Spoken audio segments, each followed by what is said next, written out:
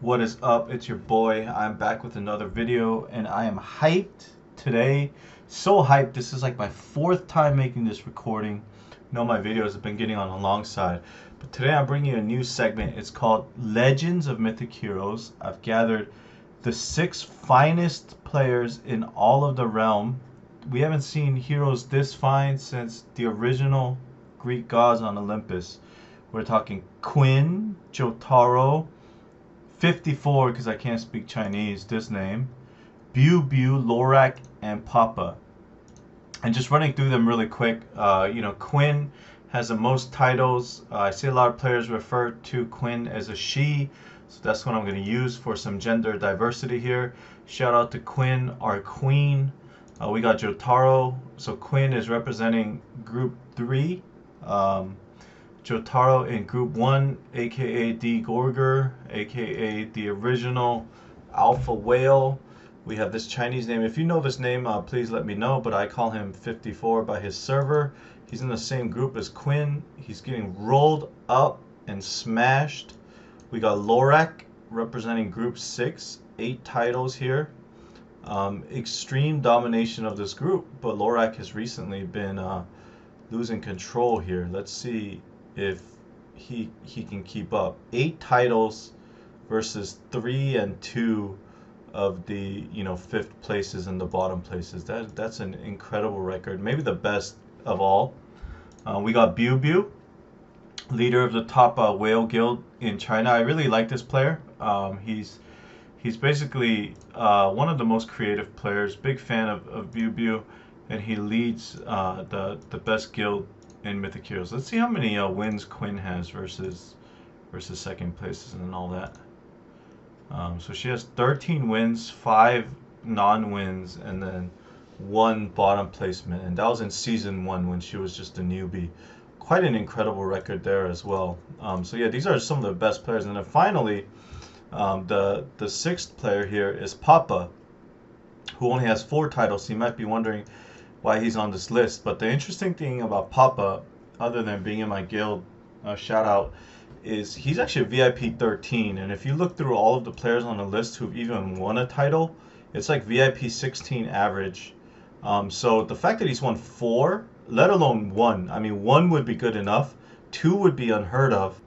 But the fact that Big Daddy Papa has won 4 as the only VIP 13 basically, except for 1 OG player, makes him, incredible pound for pound. And then throw in the fact that he innovates a lot too. He's a very creative player as well. He's the one who actually invented the Amaterasu Morgan comp, and everyone has basically copied him, and everyone is basically copying him. So those are the 6 finest heroes here. Papa might even be number 1 pound for pound, but my pick is Quiin, aka Quiin. And let's go through each of the divisions and kind of see how this unfolded. So green means they won a title. I'm actually kind of tracking how all of the lineups are performing, and I'm doing it kind of in a unique way. That's not completely accurate, I admit. But basically what I'm doing is I'm only counting matches between full teams of 5. And that's because I want like a rough idea of which teams are the strongest at their full strength. So if a team goes like 1-1, then I'll mark it as 0, basically break even. And when a team generates a number above 0, it means they're surplus. When they're below 0, it means they're, losing more. And then the green numbers mean, they're performing really strong. And so this is a little weird. It doesn't capture everything, but I'm mainly trying to capture 5v5 win rates here. So going through Jotaro, so I'm going back 3 Champions Arenas, so covering 3 of them at once. But next week's video, or the next installment of this, will only compare March 8th versus March 20th or whenever it starts. But Jotaro actually lost to Jesse two cycles ago, and came back pretty hard here. So back then, this Amaterasu Morgan comp hadn't really taken over yet. Morgan had just come out, so Jotaro was running this very kinky green Oda Morgan mix, which Quiin was also running. Maybe they're married to each other or something, I don't know. But anyway, you can see him swap right into the Morgan Amaterasu here, and he actually won this week switching his lineup. And then basically, I would do the same thing, by the way, as them. The thing that inspired me to start the series is I expected the top VIPs to be like very lazy like they are in other games, but they're actually some of the hardest working players, and they try very hard. And so, but I would also kind of keep my lineups the same, even out of superstition, if I won once. So you see he kept his lineups basically the same, but basically this Archimedes Archicomp evolved into this Naga Gabriel Iset. The Marduk stayed mostly the same. The Lilith comp pretty much stayed the same, but he brought in Leo as tech. And I'm going to talk about DeeGorGor Jotaro in a bit here, but I really like the lineups he makes. He's notorious for being a top whale, but and then this is the best version of the Morgan Ama comp. But the two comps I want to highlight here are this first one. I really like the Leonidas and the Cassandra tech. Looking over these replays, it seems to me like Cassandra is actually one of the best heroes against Amaterasu, because Amaterasu works on a lot of single target damage. She's basically trying to and tick damage. So she's basically trying to, pew pew suckers down one by one. But Cassandra can actually soak the ult up, which is really annoying for the Amaterasu player.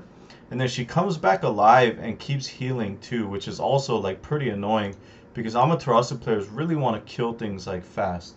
So I think this is why he added the Cassandra and the Leonidas. It seems like a kind of a standard Lilith team that's actually built to do better in this matchup. That would be my guess at least. But I don't know Jotaro, so just my guess. But then the second lineup I want to call attention to is it looks like any other standard green yellow, but this lineup is actually very unique. There's no other players running it, and this is basically, if you look at the back line, Artemis and Quiin are the two top burst heroes in the game, and then Freya is the best burst enabler. So these three, if you were gonna pick any of the top three, just any trio, fastest DPS, dump, unload, these three would actually be it. If you pick those, the top trio in the game that's dumping damage as quick as possible, it's actually these three. And then he fills out with Poseidon and Athena, who are also both good counters to Morgan and Amaterasu. And that was actually the difference here. In his matches against Jesse, who's another very strong player, this Poseidon triple aggro burst comp was consistently taking down two teams and generating +2 surpluses basically every game, and it put Jesse into a hole that he couldn't recover from. And then the Amaterasu Morgan comp came through and just finished off the rest here. We're gonna see that the Archie and the Lilith comps aren't performing as well. And Jotaro, another interesting thing about him is he's one of the few players, one of two actually, who runs Amaterasu with Chakra instead of Axe. And I actually think Axe is way better, but you're gonna see Chakra cost another player potentially a championship. But Jotaro's well known for being a whale, and also maybe he figured something out that we didn't. It's very possible, but yeah. So that's Group 1. Congratulations to Jotaro. Group 2 is Papa's group. I think Group 1 and Group 3 are definitely harder than Group 2 because they have Jotaro and Quiin. But Group 2 it's more spread out. It doesn't have one super dominant player, but LG, Sour Gummy, T-Train, these are all strong players. I think Hughes and Hades also turn up a lot. And Papa actually faced T-Train, who interestingly enough, Papa won the 2 titles before that and didn't switch his lineup. He spends way less than the other players, so he can't switch his lineups as often. But he actually lost to T-Train, who copied most of his teams. But he actually beat T-Train, I think 3-2 and 3-2 in the last 2 finals. So they were really close, and then they met a bit earlier, and then T-Train lost in the finals again. So unfortunate there. Moving on to Group 3. So this is actually the most interesting group because a lot of players hate on Quiin and think that Jotaro you know, is in a harder group and stuff. But I actually think the way our Queen, like sweeps out all of these strong players, but especially this player 54 is also in our top five, and he has 9 titles. He's VIP 17, and Quiin has played him twice in a row, the past 2 Champions Arenas, and she's 5-0'd him and then 4-1'd him here as well. And Quiin has some interesting kind of lineups. I've only recorded 2 of her rounds because her first round she was playing, you know, Murasaki. So Quiin and Jotaro are basically the only 2 players who ran Murasaki. They were running this Oda. I swear they're like married or something. They were running this Oda green, but now Quiin has shifted more to kind of a more standard lineup, but then also kinky as well. Um, this Oda green comp is one of a kind. Didn't perform that well. The Lilith comp is mostly standard, but this Marduk paired with Naga, Iset, Susa, Artemis, it's a little techy, a little creative as well. The Nua and the Archie comp, I mean, that's standard enough. And then everyone seems to agree on the strongest version of this Morgan comp. And Quiin usually outpowers her opponents quite a bit here. But if you look at her matches, so slightly better than normal performance from the Lilith. The Oda comp was losing a lot in the top 4 match, but started winning a little back, but mostly carried by this Morgan Western Queen. So looking through this lineup, I would say, you know, these 2 arrangements here, especially given how Quiin outpowers her opponents, you know, probably not the greatest here, but her opponent, like I said, is very strong. These games were pretty close, so this guy did do better. But one thing he did wrong is he left his lineup order exactly the same, which, you know, you probably shouldn't do. And then I want to give a shout out to another of my guildmates, Sitsi, the hardest working man in the business. He keeps getting to like the top 4 or the finals, and he keeps losing to Quiin in 54, which must just be like a horrible feeling. Only VIP 14, so can't quite keep up with the horsepower of these players. I know myself from my own experience because I have a VIP 16.5 whale who's jumped into my server and basically ruined my life. So shout out, but sorry, Sitsi, for your life. And yeah, 54 was leaning very heavily on his Lucy, Marduk, Artemis, Freya, Western Queen lineup. You don't see this mix around as much anymore. Some players have actually cut Lucifer out of their team, so you can only see he has a 50% use rate here. But you know, it was doing quite well. It broke even against Quiin, and then a lot of his other teams basically failed him. So the Morgan Amma with the Idun instead of the, you know, Western Queen. I think Idun's a little too passive for this meta right now. She has a very bad win rate across everybody basically. But this one didn't perform the greatest. The Oda Lilith is underperforming as well. It could just be variance, but I'll keep an eye on it. This Poseidon green team is kind of weird. It looks like it did okay though. And then the Archie, yeah, Archie's just looking like pretty weak overall. He techs his version by running Susa. You see another player later run Artemis, but I think a more standard hero here is doing better. It could also be variance, I'm not sure. But anyways, yeah, so he lost, he made it closer versus Quiin, but still lost 4-1. So now he's down 9-1 against her in the last 2. Papa we talked about. Alright, so now we get to like the more interesting groups. So 1 and 3 aren't that interesting because Jotaro and Quiin dominate so hard. 2 is kind of interesting because Papa is basically trying to stay ahead of all of his rivals. They're out to get him. But I think, and then Division 4, this guy is kind of developing. We'll see how he grows, kind of. But Division 5 is, oh, also shout out to these guys for win trading. Maybe, okay, so they had a real one this time. Anyways, so Biu Biu is, you know, he's been a dominant player for a very long time, but recently he's been kind of losing control of his group. So he has 65 medals, beastly count, 8 firsts, 9 second to fifths, but he's been recently kind of losing control of his group, so he's only won once in the past three. And he's a kind of player who switches his lineups a lot, and also switches the order in between rounds as well. And so the final kind of lineup he settled on, and I was tracking all of them. So he also has the Oda Lilith comp, which also underperformed across all three rounds. So it's looking kind of weak. Could be variance again. He has the Odin Archie. This is the same version as Jotaro, who he's in a guild with. And then he has the consensus, best Ama Morgan lineup, which was his only positive performer, despite getting to the finals.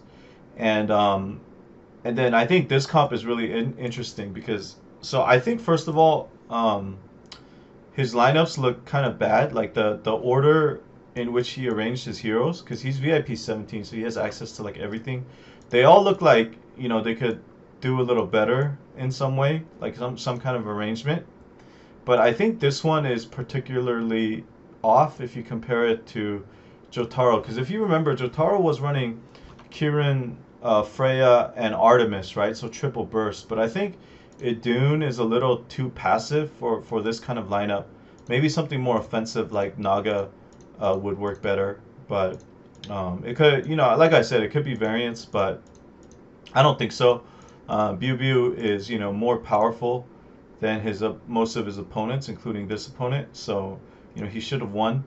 And the one game, like theoretically, he should have won. And the one game he did win, his Ama team basically swept the entire lineup. What's interesting here is this first game is a mirror match, and they're kind of battling for the board because this team is so strong that whichever team wins is going to give the other like a huge advantage. But I think Biu Biu has more power levels. So he was basically winning or breaking even with the Ama versus Ama match. I think he won 2 and lost 3, which is also weird. I mean, there's a lot of RNG in this matchup as well. I think he was Axe Thunder versus Axe Fire. Maybe Fire is better, who knows. Maybe it's just pure RNG. But then I think the rest of Biu Biu's teams kind of let him down quite a bit. That's what it looks like. And I'm sure there's a lot of variance in game to game, so this is why I'm trying to build a sample. And finally, we're going to close with Llorac, who's Group 6 and one of the most dominant players, around. Like I think him and Quiin look to be the two most dominant. But he's also recently been losing control of the group, so which he's probably not happy with. So once he won this one, a month ago, he must have had like 8 titles versus whatever, but he lost the last 2, and he was also slow to catch on to the Amaterasu and Amaterasu and Morgan comp. He ran it here, but like he frontlined Morgan, and he actually got 5-0'd by this Kanu player, who he lost to again. And I want to point out some interesting things here to close out the video. So basically, he got rid of this, changed to the standard Morgan Amaterasu comp. So you see, I think 5 out of the 6 champions ran that. Papa, he prefers to split Western Quiin up because he thinks this comp is strong enough. I'll be curious to see Papa's comp like equal power versus the standard Western Quiin version. But I think the other 5 all ran the exact same version. Oh, actually no, except for that. So like pretty much the exact same version. And then this Marduk, Lucy, Susa, but the Neff and the Freya is like really weird. I'm not really sure what the synergy there is. Neff is like a single target immobilizer, so maybe I'm not exactly sure, and he's a very good player. No disrespect. The Oda Lilith comp, so this is like the 3rd or 4th version of this we've seen. It underperformed again, so I think I'm confident in saying this comp is pretty weak. And then the Archie comp did okay, but overall, if I was going to add up all the Archie comp performances and all of the Lilith Oda kind of comps, they're both like very fringe and being dominated by Ama Morgan. But the interesting thing here is, first of all, is that these 2 comps, performed horribly and really let him down. But in these matches with Kanu, I want to point out, so Llorac is running two things I consider mistakes. So the first is he's putting a non-defensive item on Odin. He's putting a sword on Odin, which people have done for a long time, but I don't think you can afford to do that anymore with Amaterasu running around. And then he's also running Chakra just like Jotaro on Amaterasu instead of Axe. And I actually think it cost him these matches here. So I marked 2 games. So this is round 2, game 5. So it actually came down to the final players here, right? So this team, the Archie team, beat this team off of fatigue. It didn't lose a single member, which means this team was basically trash. And so now this 5 Amaterasu team is fighting this Archie team fresh, right? And watch what happens here. I should have it on 1 speed. Okay, so I'm just gonna replay it really quick. So this is a Llorac's Amaterasu with Chakra, and you can see here there's a lot of RNG to this too, like, don't get me wrong, but you see the Odin heals to full, and this is actually what Amaterasu hates the most. She hates getting stuck on a target. It's kind of like Teamfight Tactics or League of Legends. Like ADCs, they want to fight, they want to be attacking like squishy targets and get into the back line. So she spent way too much time stuck on Odin there, and so Llorac lost this match where theoretically, although I do think theoretically that the Odin Archie comp is actually a semi-counter to the Amaterasu Morgan comp if it has a Cassandra and defensive items on Odin. But so, versus if this was like an ELO rating, right? And you were gonna say, which team should win this match?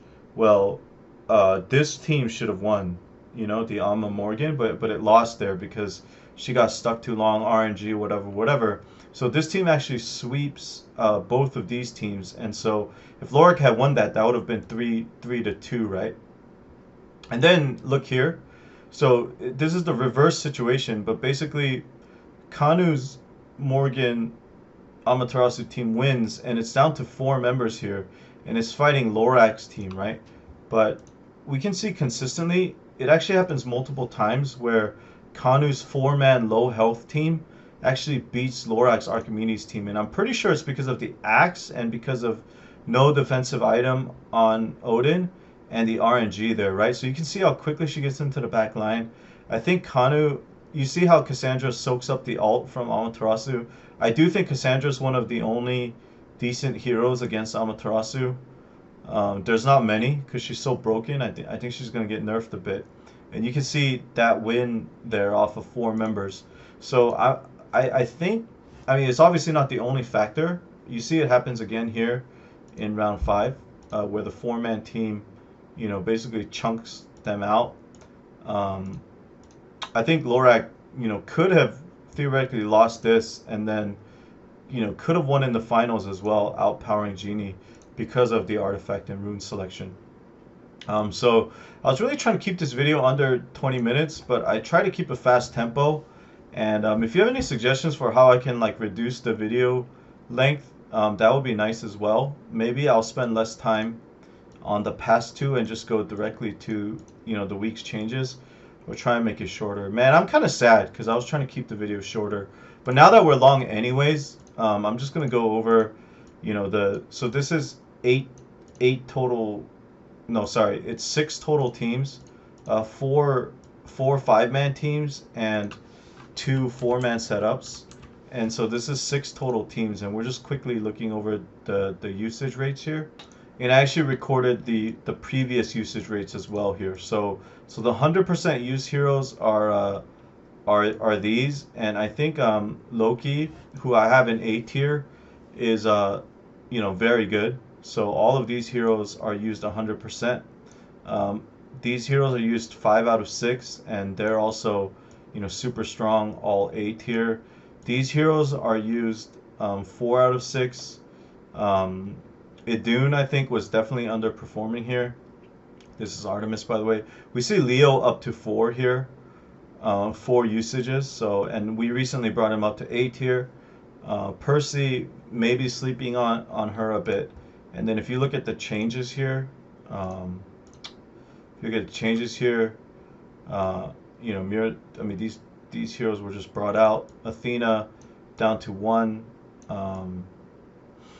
Lucy falling out of the meta a little bit, and you know that's pretty much it. But then the heroes that really gained are Leonidas. This is mostly because of Amaterasu, and Apollo gained 1 as well. And then all of these heroes moved up to 6. So overall, I'm very happy with where the tier list is. So I'm gonna be, you know, it's very time consuming to add up all of the heroes for the tier list.